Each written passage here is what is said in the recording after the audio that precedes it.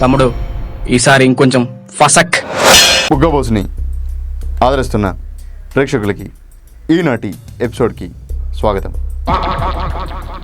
ఎవరు తీసుకున్న గోతులో వాళ్ళే పడతారన్నట్టు నేను చేసిన తప్పేంటంటే నా బొమ్మ గీయమన్నాడు. వాళ్ళు గీసిన బొమ్మలు చూశాక నేను 2 గంటల పాటు అద్దం ముందు నించుని నాకు నేనే చూసుకున్నాను. ఎందుకంటే వాళ్ళు అంత దరిద్రంగా గీశారు కాబట్టి. గోడకు సున్నాలు వేసేవాళ్ళని నా పెయింటింగ్ గీయమంటే ఇలాగే ఉంటుంది. అదేంటో మీరే చూడండి. నాకు బుగ్గ బాస్ ఒక పాన్ షాప్ ఓనర్ లెక్క కనిపిస్తాడు. ఎందుకంటే నాకు అన్ని సిగరెట్లు ఎన్ని కావాలంటే అన్ని పంపిస్తాడు కాబట్టి is a pan shop owner and is a gift man. బుగ్గ బస్కి బ్రెయిన్ లేదు, నీకు ఎన్ని ప్యాకులు కావాలంటే అన్ని ప్యాకులు పంపిస్తున్నాడు కాబట్టి నీకు ఆయన గాడు గ్రేట్. మసి చెప్పినావు నాకు, కానీ నువ్వు చెప్పినది. నాకు బుగ్గ బస్ ఒక డాగ్స్ కుక్కలు పట్టుతున్న మాదిరి కనబడుతున్నాడు. ఎప్పుడు పట్టుకోవాలే కదా, నేను కుక్కనేనా అనేది? నువ్వు అంటున్నావు కదా బుగ్గ బాస్. బుగ్గ బస్ అయితే కుక్కే నా దృష్టి. కుక్కలు ఎక్కువ అవుతారు కాబట్టి కుక్కలు. చెప్పు డాగ్స్ మ్యాన్ ఆయన. నేను ఎప్పుడు వండుకున్నా నేను కుక్కలతో పిచ్చి లేపుతాడు. ఓకే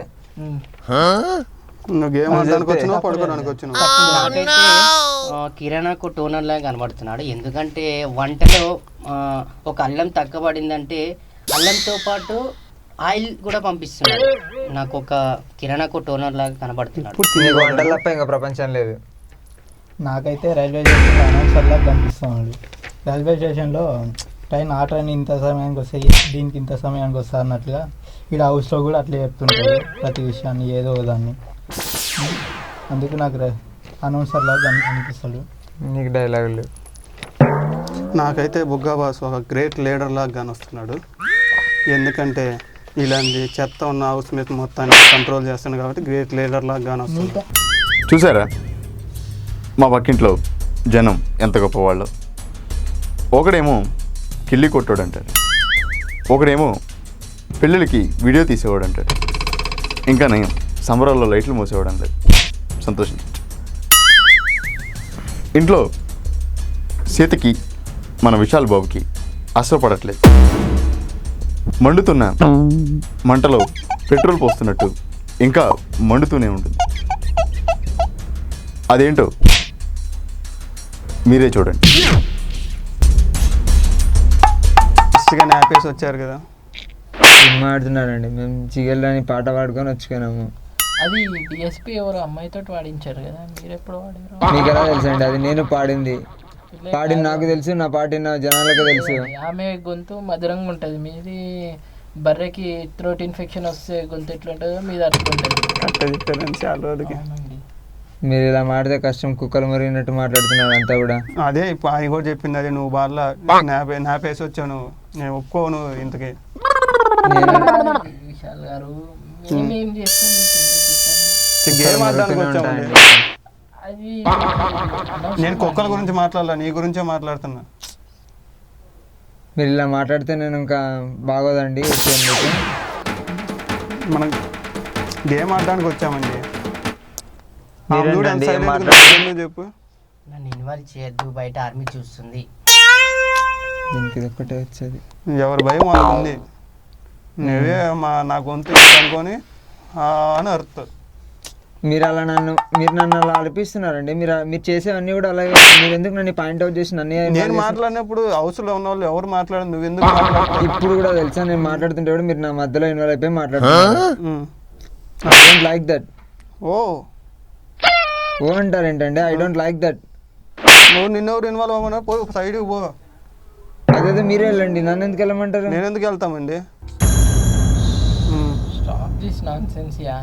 కుక్కలు మరుగుతూనే ఉంటాయి అట్లాంటివి. మీరు నాతో పెట్టుకోకండి. ప్రాబ్లం కుక్కల గురించి కాదండి, మీ గురించి.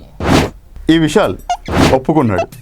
నేను 1 నిమిషం పాటు కునుకు తీశానని, కానీ ఈ సీత పడుకుని కూడా పడుకోలేదని చెప్తుంది. పైగా పడుకుని పాటలు పాడుతున్నాను మరీ చెప్తుంది.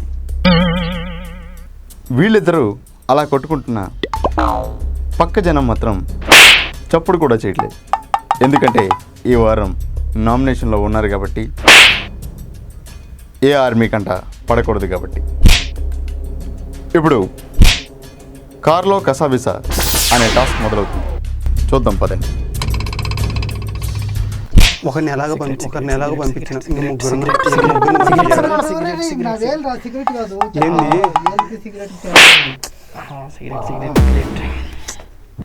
వీడు ఎలాగో బయటికి పోయేటట్టుంది. ఇంట్రెస్ట్ పోయింది నా దవడల టాస్క్ పోతే ఫైనల్ ఎట్లయినా నేను ఫైనల్ ఫిక్స్. అమ్మయ్య సగం పోయింది. వీళ్ళిద్దరు కాబట్టి పేస్తే అయిపోద్ది.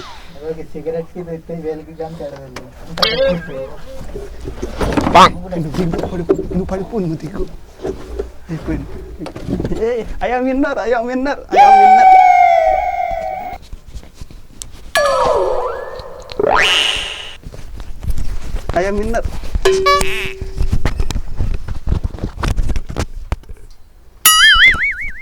విన్నారు. కామ్రాడ్, ఎస్ బాస్. మీరు టాస్క్ బజార్ మగకుండానే బయటకు వచ్చేసారు. కాబట్టి ఈ టాస్క్లో ఎవరు ఇమ్యూనిటీ పొందలేదు. అనవసరంగా త్వరగా బయటకు వచ్చేసి ఇలా కార్లో కూర్చుంటేనో బస్సులో బొబ్బుంటేనో ఫైనల్కి వెళ్ళిపోతే ఇంకెందుకు? జనం మెచ్చినవాడే ఫైనల్కి వెళ్తాడు. అదే నిజమైన గెలుపు అవుతుంది. 24 గంటలు అన్నీ ఆపుకొని కూర్చునే బదులు మొత్తం అందరినీ ఒకేసారి తోసేస్తే గేమ్ మొత్తం ఫసక్. అది కాన్సెప్ట్ అంటే. ఓకే, ఇలాంటి టాస్క్లు ఉన్నాయని మీరు మాత్రం షో చూడడం మానేయకండి. మీ కన్ను మాత్రం మా పక్కింటిపై ఎల్లప్పుడూ వేసే ఉంచండి. Stay tuned. నవ్వడం ఆరోగ్యం, నవ్వించడం ఆనందం. మీ దగ్గరికే వస్తా, మీతోనే జోక్ చెప్పిస్తా. Let us start. జోక్ చెప్పు గురు. జోక్ మాకు రావు సార్. అంటే ఇప్పుడు ఎక్స్ప్లెయిన్ చేయాలా దాని గురించి జోక్ కూడా? ఇలా లాభం లేదురా పింజారి విధవ. నీ నెత్తిన సుత్తెట్టి కొట్టి జైలుకెడతా. కంటబడ్డావా కనికరిస్తానేమో, ఎంటబడ్డానా నరికేస్తావో బా. ఎవడో భావరక్షణ చేస్తున్నాడు, చైల్డ్ ఆర్టిస్టా? మిర్చి ఎంత పెట్టుకున్నారా ముందర అంటే వెనకాల పెడితే మండుద్ది కాబట్టి. నువ్వు మరీ భజనలాల్ గడిలో ఉన్నావు.